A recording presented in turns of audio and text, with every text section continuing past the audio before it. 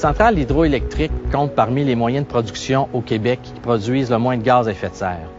Quand on compare l'hydroélectricité avec l'éolien, par exemple, on se rend compte que l'hydroélectricité produit à peu près les mêmes quantités de gaz à effet de serre que l'éolien et 4 fois moins que le solaire photovoltaïque.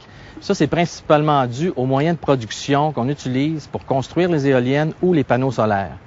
Il faut savoir aussi que l'hydroélectricité au Québec produit environ 40 fois moins de gaz à effet de serre que les centrales au gaz naturel et 100 fois moins que les centrales au charbon.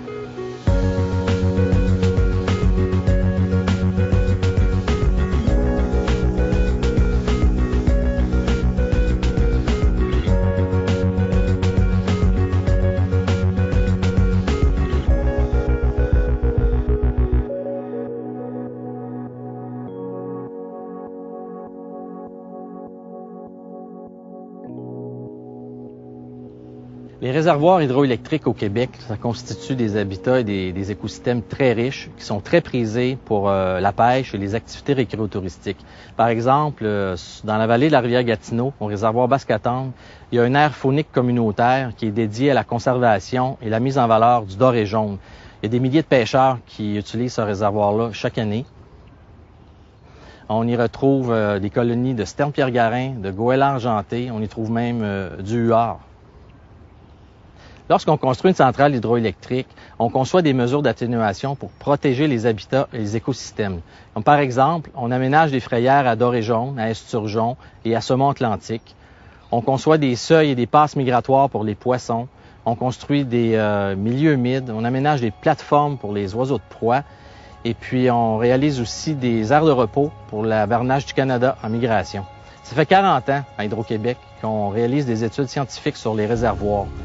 Puis on s'est rendu compte avec les années qu'un réservoir au Québec est comparable à un lac naturel. Donc les écosystèmes sur un réservoir ressemblent à ceux d'un lac et puis les populations de poissons ou de canards qu'on y retrouve sont capables de réaliser leur cycle de vie de manière naturelle.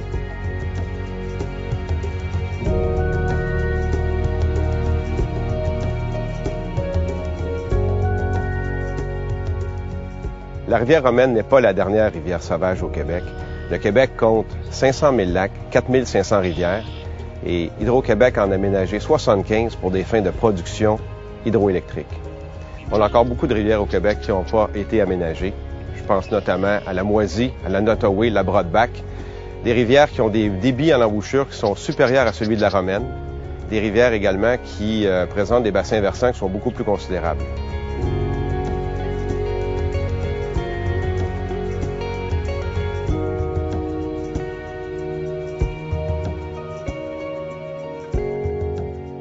Selon moi, il y a de la place pour l'efficacité énergétique et les énergies renouvelables dans un portefeuille équilibré qui tient compte des coûts pour les clients. En 2015, Hydro-Québec aura investi 3,5 milliards de dollars pour réaliser 11 TWh d'économie d'énergie, ce qui représente la consommation de 650 000 ménages annuellement au Québec. Avec l'appui et la participation de nos clients, on est certain d'atteindre notre cible de 11 TWh d'économie d'énergie.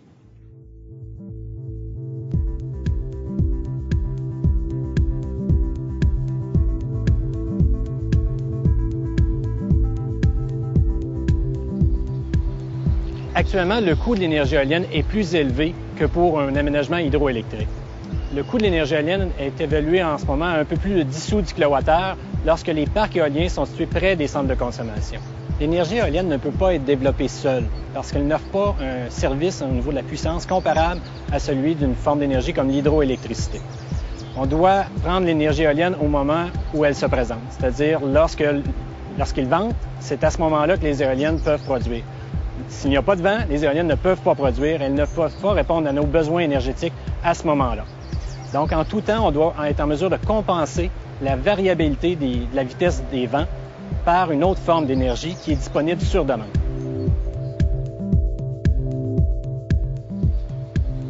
L'énergie solaire photovoltaïque n'offre pas le même service que l'hydroélectricité. Elle ne permet pas de répondre à des besoins de puissance qui se présentent tôt le matin ou tard le soir. Pour pouvoir contribuer réellement, il faut qu'il y ait un niveau d'ensoleillement très élevé. Et ce qu'on n'a pas l'hiver, tôt le matin et le soir, lors des grands froids et lorsque le réseau est à pleine capacité. Malgré les développements récents au niveau du solaire photovoltaïque, l'énergie photovoltaïque demeure nettement plus élevée que le coût d'un projet comme la Romaine. En Ontario, par exemple, les consommateurs paient de 44 à 80 cents du kilowattheure pour intégrer la production photovoltaïque. En Allemagne, on parle c'est tout près de 60 sous du kilowattheure pour le photovoltaïque. Et ça se traduit par des augmentations de tarifs importantes dans les pays où est-ce qu'il y a un développement massif du solaire. Par exemple, on peut penser à l'Espagne également. Dès que l'énergie solaire photovoltaïque sera à l'avantage de sa clientèle et compétitive en termes de coût, Hydro-Québec pourra l'intégrer à son réseau et ce sera une énergie complémentaire à l'hydroélectricité et à l'énergie éolienne.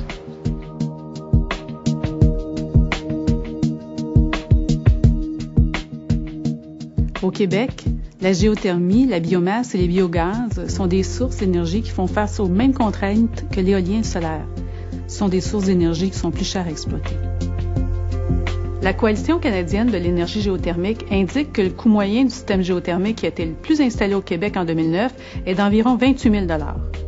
Il s'en installe environ 800 par année. Les centrales hydroélectriques avec des réservoirs procurent à Hydro-Québec un approvisionnement fiable en énergie.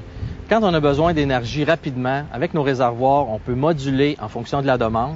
Puis quand on a besoin de répondre à la demande des Québécois le matin ou le soir, par exemple, c'est facile pour Hydro-Québec de démarrer ou d'arrêter les turbines. Donc l'hydroélectricité, c'est une forme d'énergie flexible, stable, qui permet de soutenir le développement d'autres énergies renouvelables intermittentes, comme l'éolien et le solaire.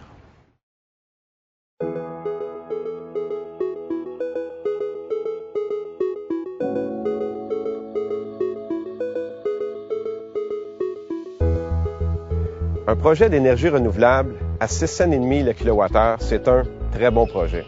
Hydro-Québec, lorsqu'elle procède à des développements hydroélectriques, applique les principes de développement durable à toutes les phases de ses projets. Il y a 3 conditions à remplir pour qu'un projet puisse aller de l'avant. Le projet doit être rentable, le projet doit être environnementalement acceptable et de plus, il doit être accueilli favorablement par les communautés. Le projet de la Romaine, ce sont des retombées économiques extraordinaires. On parle de 3,5 milliards de dollars pour le Québec, dont 1,3 milliard pour la seule région de la Côte-Nord.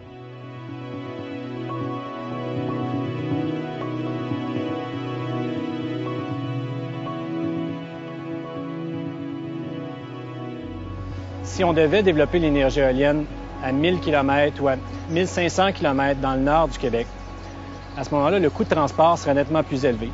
Les lignes de transport actuelles n'ont pas la capacité pour transiter de la puissance additionnelle qui proviendrait de nouveaux équipements de production. Il faudrait donc ajouter des nouvelles lignes de transport et le coût en serait élevé.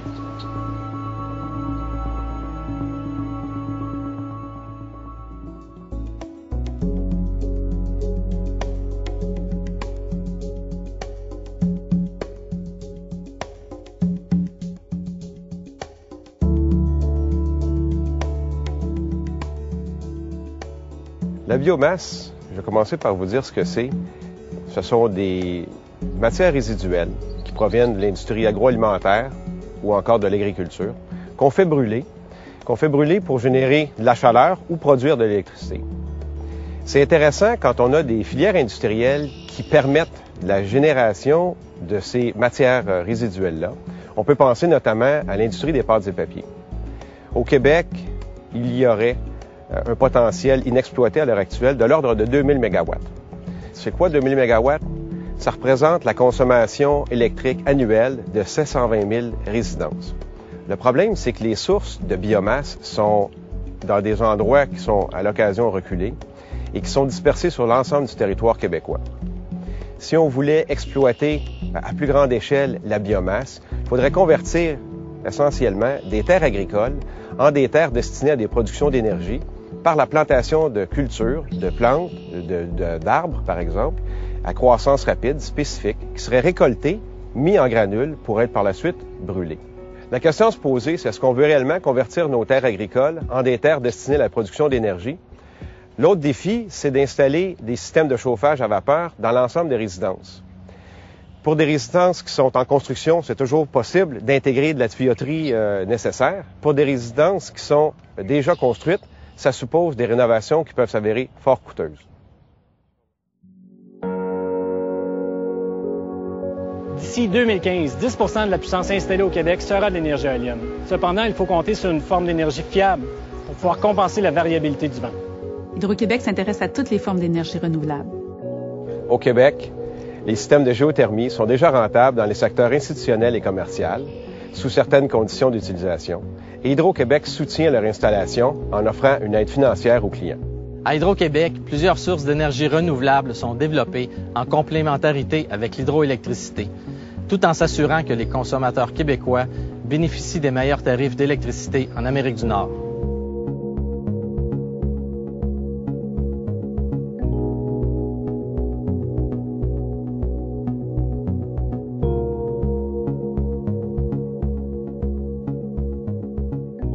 C'est toujours pertinent aujourd'hui de développer l'hydroélectricité, les bons projets, un projet comme Romaine notamment, parce que c'est la fondation sur laquelle on peut venir après ça greffer des formes d'énergie renouvelables comme l'éolien, qui sont intermittents de nature.